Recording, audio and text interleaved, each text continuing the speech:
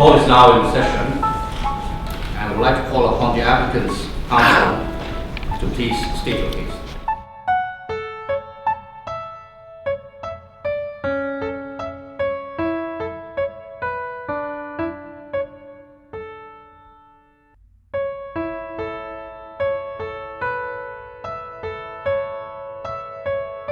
So if we can stand on the idea that we are human beings, therefore we respect human rights each other, which gives a great relief.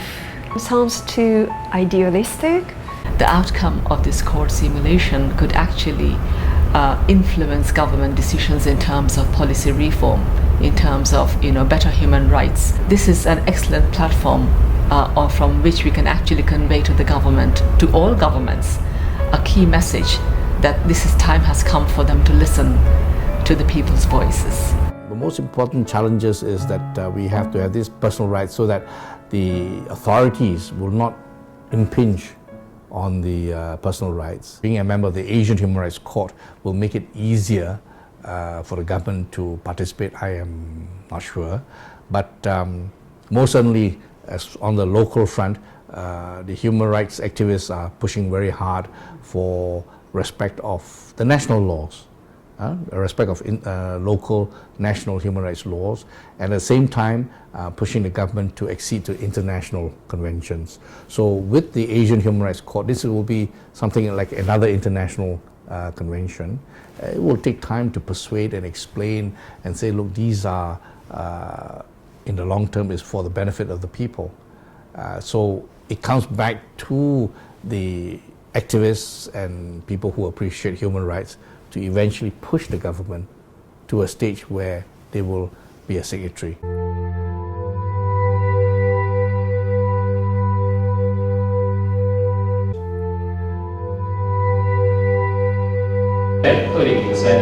I don't think there is a real possibility to establish a human rights court with all Asian countries' full participation. So in other words, Asian Human Rights Court is still a development that are being pursued, but that mechanism will not solve all of the problems. However, some states and also civil society should promote that idea that Asia should also have human rights values and human rights chart and human rights convention.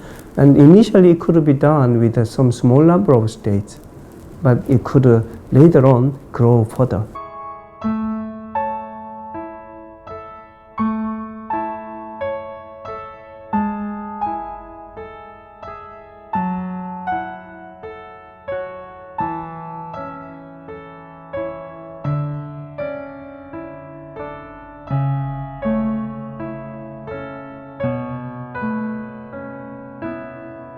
This brings us to the end of the proceedings. We have set for 3 days. Whatever system we are looking at, we are in fact dealing with international standards, international law, and the principle that we should uphold will be the highest. It is upholding international standards of human rights, and most importantly, of course, the master of all this will be trying to achieve justice for everyone. Now, as far as the proceedings are concerned, we will be adjourning and then, of course, deliberating on the judgment, the decision to be delivered. This will be delivered within 3 months. And, of course, the sooner we do this, parties will be informed, and this will be a written judgment by the court so that everybody will know the reasons and the grounds for the decisions that we make. Thank you very much. Court is adjourned. All rise.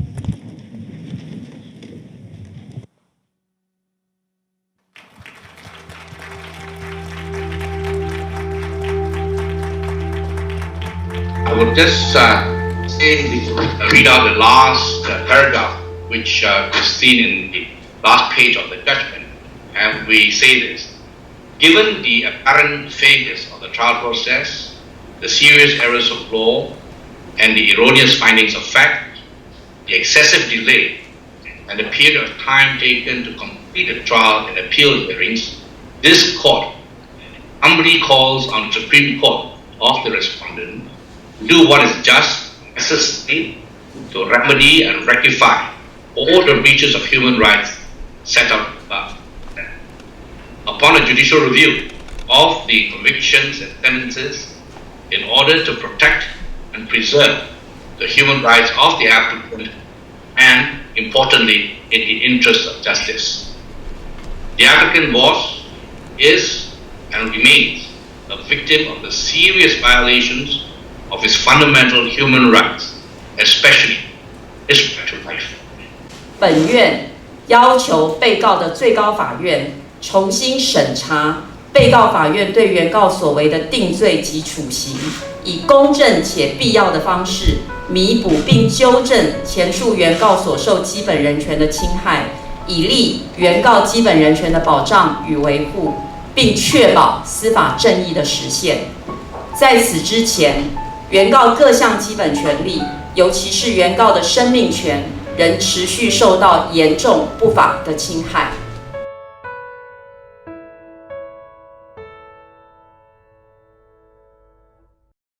亚洲没有人权法院，表示亚洲人民在哪一个地方受苦，他没有一个很痛的地方。